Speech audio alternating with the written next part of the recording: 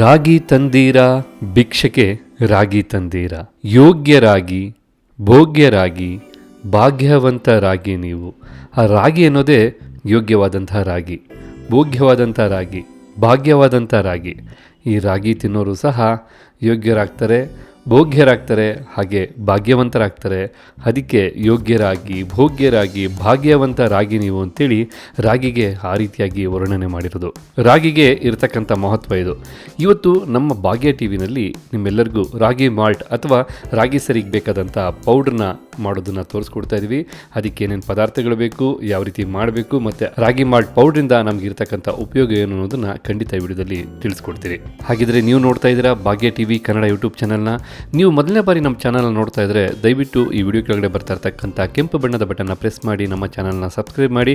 ಜೊತೆಗೆ ಪಕ್ಕದಲ್ಲೇ ಬರ್ತಕ್ಕಂಥ ಬೆಲ್ ಐಕನ್ನ ಪ್ರೆಸ್ ಮಾಡೋದ್ರ ಮೂಲಕ ನಾವು ಮಾಡ್ತಕ್ಕಂಥ ಪ್ರತಿಯೊಂದು ವಿಡಿಯೋದ ನೋಟಿಫಿಕೇಷನ್ನ ನೀವೇ ಮೊದಲು ಪಡ್ಕೋಬೋದು.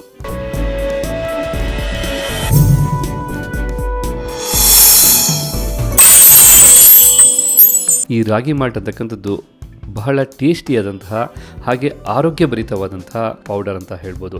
ಇದನ್ನು 8 ತಿಂಗಳ ಮಗುವಿನಿಂದ ಹಿಡಿದು 80 ವರ್ಷದ ವಯೋಮಾನ ಇರತಕ್ಕಂಥ ವೃದ್ಧರವರೆಗೂ ನಾವು ಇದನ್ನು ಕೊಡ್ಬೋದು.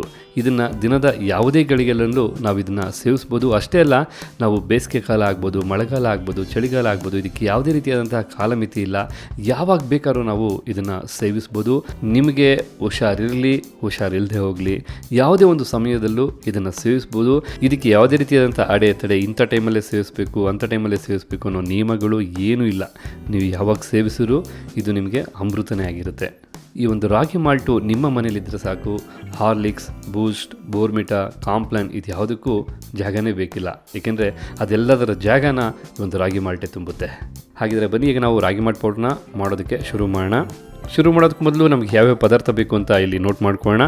ರಾಗಿ ಅರ್ಧ kg, ಅಕ್ಕಿ ನಾವಿಲ್ಲಿ ಕೆಂಪಕ್ಕಿ ತೊಗೊಂಡಿದ್ದೀವಿ 1/4 kg, ಗೋಧಿ 1/4 kg, ಹೆಸರುಕಾಳು 100 ಗ್ರಾಮು, ಹುರುಳಿಕಾಳು 100 ಗ್ರಾಮು, ಕಡಲೆಕಾಯಿ ಬೀಜ 100 ಗ್ರಾಮು, ಬಾದಾಮಿ 100 ಗ್ರಾಮು, ಕಡಲೆಕಾಳು 100 ಗ್ರಾಮು, ಜೀರಿಗೆ 2 ಟೇಬಲ್ ಸ್ಪೂನಷ್ಟು, ಮೆಂತ್ಯ 2 ಟೇಬಲ್ ಸ್ಪೂನಷ್ಟು, ಹಾಗೆ ಮೆಣಸು 2 ಟೇಬಲ್ ಸ್ಪೂನಷ್ಟು, ಗೋಡಂಬಿ 100 ಗ್ರಾಮಷ್ಟು ನಾವಿಲ್ಲಿ ತೊಗೊಂಡಿದ್ದೀವಿ. ಇದಿಷ್ಟು ರಾಗಿ ಮಾಲ್ಟ್ ಮಾಡೋದಕ್ಕೆ ಬೇಕಾದಂಥ ಪದಾರ್ಥಗಳು. ಹಾಗಿದ್ರೆ ಈಗ ಬನ್ನಿ ನೆಕ್ಸ್ಟು ಮಾಡೋ ವಿಧಾನ ಹೇಗೆ ಅಂತ ತಿಳಿಸ್ಕೊಡ್ತೀವಿ. ಈಗ ರಾಗಿನ ಮೊದಲು ನಾವು ಹುರ್ಕೋಬೇಕಾಗತ್ತೆ. ರಾಗಿನ ನಾವು ಯಾವ ಮಟ್ಟಕ್ಕೆ ಹುರ್ಕೋಬೇಕು ಅಂದರೆ, ನಿಮಗೆ ರಾಗಿ ಸ್ವಲ್ಪ ಕೆಂಪು ಅನ್ನೋದು ಎಲ್ಲರಿಗೂ ಗೊತ್ತು. ಈ ರಾಗಿ ಹುರಿತಾ ನಿಮಗೆ ಕಪ್ಪು ಬಣ್ಣಕ್ಕೆ ತಿರುಗುತ್ತೆ. ಹಾಗಂತ ನಾವು ಸೀಸಬಾರ್ದು. ನಿಮಗೊಂದು ಪರಿಮಳ ಬರುತ್ತೆ, ಖಂಡಿತ ನಿಮ್ಗೆ ಗೊತ್ತಾಗುತ್ತೆ ರಾಗಿ ಹುರಿತಾ ಇರೋದು ಅಥವಾ ರಾಗಿ ಹುರಿದಾಗಿರೋದು. ಈ ಮಟ್ಟಕ್ಕೆ ನೀವು ವಿಡಿಯೋದಲ್ಲಿ ನೋಡ್ತಾ ಇರಲ್ಲ, ಆ ಮಟ್ಟಕ್ಕೆ ಹುರ್ಕೊಂಡ್ರೆ ಸಾಕು. ರಾಗಿ ಈಗ ಹುರಿದಾಗಿದೆ. ನಾವಿಲ್ಲಿ ಕೆಂಪಕ್ಕಿನ ತೊಗೊಂಡಿದ್ದೀವಿ. ನೀವು ಬೇಕಿದ್ರೆ ಕೆಂಪಕ್ಕಿ ತೊಗೋಬೋದು, ಅಥವಾ ನೀವು ಯಾವುದೇ ರೀತಿಯಾದಂಥ ಅಕ್ಕಿನ ಬೇಕಾದ್ರೂ ತೊಗೋಬೋದು. ನಾವಿಲ್ಲಿ ಕೆಂಪಕ್ಕಿ ತೊಗೊಳೋದ್ರಿಂದ ಹುರಿದಾಗ ಇದು ಸ್ವಲ್ಪ ಜಡ್ಜ್ ಮಾಡೋದು ಕಷ್ಟ ಆಗುತ್ತೆ. ಆದರೆ ಒಂದು ಸುವಾಸನೆ ಭರಿತವಾದಂತಹ ಪರಿಮಳ ಬರುತ್ತೆ, ಅಥವಾ ನಿಮಗೊಂದು ಫ್ಲೇವರ್ ಅಂತ ಹೇಳ್ತಾರೆ, ಆ ಫ್ಲೇವರ್ ಬರುತ್ತೆ. ಆ ಫ್ಲೇವರ್ ಬರೋವರೆಗೂ ನೀವು ಅಕ್ಕಿನ ಹುರ್ಕೊಂಡ್ರೆ ಸಾಕು. ಖಂಡಿತ ನಿಮ್ಗೆ ಗೊತ್ತಾಗುತ್ತೆ ಅಕ್ಕಿ ಹುರಿದಾಗಿರೋದು. ಈಗಿಲ್ಲಿ ಅಕ್ಕಿನೂ ಸಹ ಹುರಿದಾಗಿದೆ. ನೆಕ್ಸ್ಟ್ ನಾವಿಲ್ಲಿ ಗೋಧಿನ ತೊಗೊಂಡಿದ್ದೀವಿ. ಗೋಧಿ ಸಹ ಒಂದು ಬಹಳ ಅಕ್ಕಿಯಷ್ಟೇ ರಾಗಿಯಷ್ಟೇ ತುಂಬ ಮಹತ್ವ ಇರತಕ್ಕಂಥ ಒಂದು ಆಹಾರ ಪದಾರ್ಥ ಅಂತ ಹೇಳ್ಬೋದು. ಈ ಗೋಧಿನ ನಾವು ಹುರ್ಕೋಬೇಕು. ಗೋಧಿನ ಯಾವ ಮಟ್ಟಕ್ಕೆ ನಾವು ಹುರ್ಕೋಬೇಕಂದ್ರೆ, ಗೋಧಿನ ನೀವು ಹುರಿತಾ ಹೋದಂಗೆಲ್ಲ ನಿಮಗೆ ಗೋಧಿ ಕಡಲೆಪುರಿ ಥರ ನಿಮಗೆ ಓಪನ್ ಆಗೋದಕ್ಕೆ ಶುರು ಆಗುತ್ತೆ.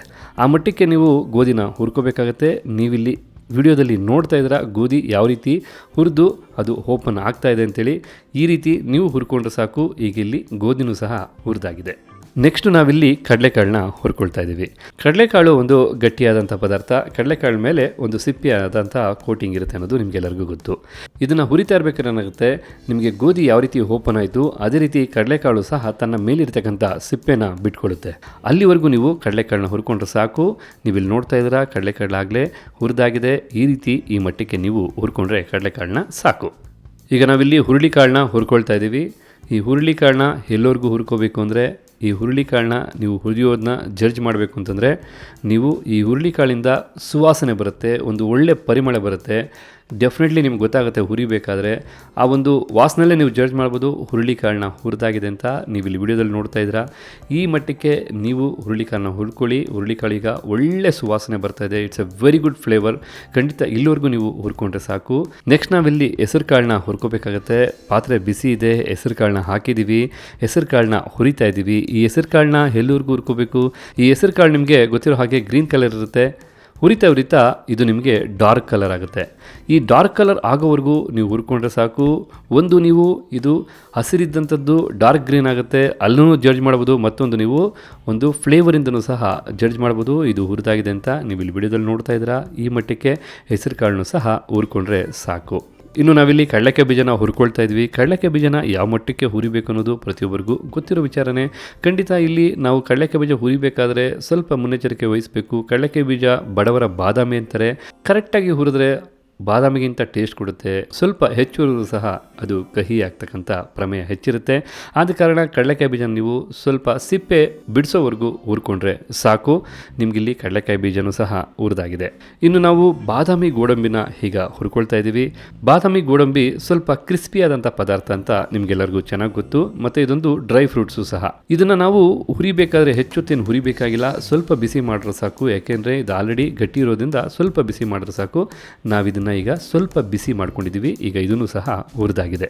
ಇನ್ನು ನಾವು ಈಗ ಜೀರಿಗೆ, ಮೆಣಸು, ಮೆಂತ್ಯ ಈ ಮೂರನ್ನು ಸಹ ಒಟ್ಟಿಗೆ ಹುರ್ಕೊಳ್ತಾ ಇದ್ದೀವಿ. ಯಾಕೆಂದರೆ ಅದು ತುಂಬ ಕಡಿಮೆ ಪ್ರಮಾಣದಲ್ಲಿದೆ. ಅಷ್ಟೇ ಅಲ್ಲ, ಜೀರಿಗೆ, ಮೆಣಸು, ಮೆಂತ್ಯ ಇದು ಮೂರು ಸಹ ಮಸಾಲ ಪದಾರ್ಥಗಳು. ನೀವು ರಾಗಿ ಮಾಲ್ಟ್ ಪೌಡ್ರಲ್ಲಿ ಜೀರಿಗೆನ ಉಪಯೋಗಿಸೋದ್ರಿಂದ ಜೀರಿಗೆ ಜೀರ್ಣ ಆಗೋದಕ್ಕೆ ಬಹಳ ಸಹಕಾರಿಯಾಗುತ್ತೆ. ಮತ್ತು ಮೆಂತ್ಯನ ಉಪಯೋಗಿಸೋದ್ರಿಂದ ಮೆಂತ್ಯ ಅಂತಕ್ಕಂಥದ್ದು ದೇಹಕ್ಕೆ ಬಹಳ ತಂಪಾದ ಒಂದು ಪದಾರ್ಥ. ಈ ಮೆಂತ್ಯನ ಉಪಯೋಗಿಸೋದ್ರಿಂದ ನಿಮ್ಮ ದೇಹಕ್ಕೆ ಬೇಕಾದಂಥ ತಂಪನ ಮೆಂತ್ಯ ಕೊಡುತ್ತೆ. ಮೆಣಸು ನಿಮಗೆ ಖಾರ ಜೊತೆಗೆ ನಮ್ಮ ದೇಹಕ್ಕೆ ಬೇಕಾದಂಥ ಉಷ್ಣಾಂಶನ ಕೊಡುತ್ತೆ. ಆದ್ದರಿಂದ ಜೀರಿಗೆ, ಮೆಣಸು, ಮೆಂತ್ಯ ಇವು ಮೂರು ಬಹಳ ಮುಖ್ಯವಾದಂಥ ಒಂದು ಮಸಾಲ ಪದಾರ್ಥಗಳು. ಈ ಒಂದು ರಾಗಿ ಮಾಲ್ಟ್ ಪೌಡ್ರಿಗೆ ಬಹಳ ವಿಶೇಷವಾದ ಮಹತ್ವ ಈ ಜೀರಿಗೆ, ಮೆಣಸು, ಮೆಂತ್ಯ ವಹಿಸುತ್ತೆ. ಇದನ್ನು ಸಹ ನಿಮಗೆ ಸ್ವಲ್ಪ ಬಿಸಿ ಮಾಡಿದ್ರೂ ಸಾಕು, ಹೆಚ್ಚು ಹುರಿಯೋ ಅವಶ್ಯಕತೆ ಇಲ್ಲ. ಈಗ ಇದನ್ನು ಸಹ ಹುರಿದಾಗಿದೆ.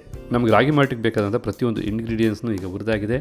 ಈಗ ಒಂದು ಡಬ್ಬಕ್ಕೆ ನಾವು ಪ್ರತಿಯೊಂದನ್ನು ಹಾಕೋಣ.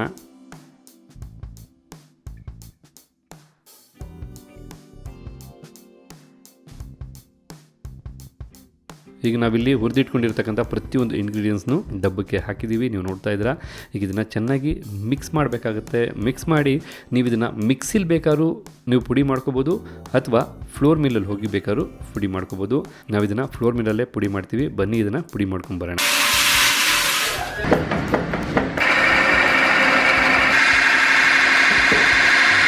ಓಕೆ ಸ್ನೇಹಿತರೆ, ಈಗ ರಾಗಿ ಮಾಲ್ಟ್ ಪೌಡರ್ನ ಫ್ಲೋರ್ ಮಿಲ್ಲಲ್ಲಿ ಪುಡಿ ಮಾಡ್ಕೊಂಡು ಬಂದಾಗಿದೆ. ನೀವು ಇಲ್ಲಿ ನೋಡ್ತಾ ಇದ್ದೀರಾ. ರಾಗಿ ಮಾಲ್ಟ್ ಪೌಡರು ಬಹಳ ಸೊಗಸಾಗಿ ಬಹಳ ಚೆನ್ನಾಗಿ ಬಂದಿದೆ. ತುಂಬ ಟೇಸ್ಟಿಯಾದಂತಹ, ತುಂಬ ಆರೋಗ್ಯಭರಿತವಾದಂತಹ, ಹಾಗೆ ತುಂಬ ಹೆಲ್ದಿ ಇರತಕ್ಕಂಥ ಒಂದು ಫುಡ್ ಅಂತಂದರೆ ಖಂಡಿತ ರಾಗಿ ಮಾಲ್ಟ್ ಪೌಡರು. ಖಂಡಿತ ಈ ವಿಡಿಯೋ ನಿಮಗೆ ಇಷ್ಟ ಆಗಿದೆ ಅನ್ಕೋತೀನಿ. ಈ ವಿಡಿಯೋ ಇಷ್ಟ ಆಗಿದರೆ ಒಂದು ಲೈಕ್ ಮಾಡಿ, ನಿಮ್ಮ ಅನಿಸಿಕೆ ಅಭಿಪ್ರಾಯ ಖಂಡಿತ ತಿಳಿಸಿ. ನಮ್ಮ ವಿಡಿಯೋದಲ್ಲಿ ಬರ್ತಾ ಇರ್ತಕ್ಕಂಥ ಕ್ವಾಲಿಟಿ ಆಗ್ಬೋದು, ಆಡಿಯೋ ಆಗ್ಬೋದು, ಅಥವಾ ನಿಮ್ಗೆ ಯಾವುದಾದ್ರು ರೆಸಿಪಿಗಳು ಬೇಕಾದರೆ ಖಂಡಿತ ನೀವು ತಿಳಿಸಿ. ನಮ್ಮ ಕೈಲಾದಷ್ಟು ನಿಮ್ಮ ರಿಕ್ವೆಸ್ಟ್ನ ನಾವು ಅಕ್ಸೆಪ್ಟ್ ಮಾಡಿಕೊಂಡು ಖಂಡಿತ ನಿಮಗೆ ಬೇಕಾದಂಥ ರೆಸಿಪಿಗಳನ್ನ ಮಾಡಿ ತೋರಿಸ್ತೀವಿ. ಅಷ್ಟೇ ಅಲ್ಲ ಸ್ನೇಹಿತರೆ, ನಿಮ್ಗೆ ಈ ವಿಡಿಯೋ ಇಷ್ಟ ಆಗಿದೆ ಅಂತ ಖಂಡಿತ ಅಂದ್ಕೊಂಡಿದ್ದೀನಿ. ನಿಮ್ಮ ವಾಟ್ಸಪ್ ಗ್ರೂಪ್ಗಳಲ್ಲಿ ಖಂಡಿತ ಈ ವಿಡಿಯೋನ ಶೇರ್ ಮಾಡಿ. ನಾವು ಇನ್ನೂ ಹೆಚ್ಚಿನ ಈ ರೀತಿಯಾದಂಥ ಅನೇಕ ವಿಡಿಯೋಗಳನ್ನ ಮಾಡೋದಕ್ಕೆ ಪ್ರೋತ್ಸಾಹಿಸಿ ಅಂತ ಹೇಳ್ತಾ ನಾನು ಈ ವಿಡಿಯೋನ ಇಲ್ಲಿಗೆ ಮುಗಿಸ್ತಾ ಇದ್ದೀನಿ. ನಮಸ್ಕಾರ ಸ್ನೇಹಿತರೆ. ನೀವು ನೋಡ್ತಾ ಇರಿ ಭಾಗ್ಯ ಟಿವಿ ಯೂಟ್ಯೂಬ್ ಚಾನಲ್ನ. ಅದ್ರ ಜೊತೆಗೆ ಸಬ್ಸ್ಕ್ರೈಬ್ ಮಾಡೋದನ್ನು ಮರಿಬೇಡಿ, ಬೆಲ್ ಐಕನ್ ಪ್ರೆಸ್ ಮಾಡೋದನ್ನು ಮರಿಬೇಡಿ. ಮತ್ತೊಂದು ಹೊಸ ವಿಡಿಯೋ ಜೊತೆ ನಿಮ್ಮ ಮುಂದೆ ಬರ್ತೀನಿ. ಅಲ್ಲಿವರೆಗೂ ಯೋಗ್ಯರಾಗಿ, ಭೋಗ್ಯರಾಗಿ, ಭಾಗ್ಯವಂತರಾಗಿ ನೀವು.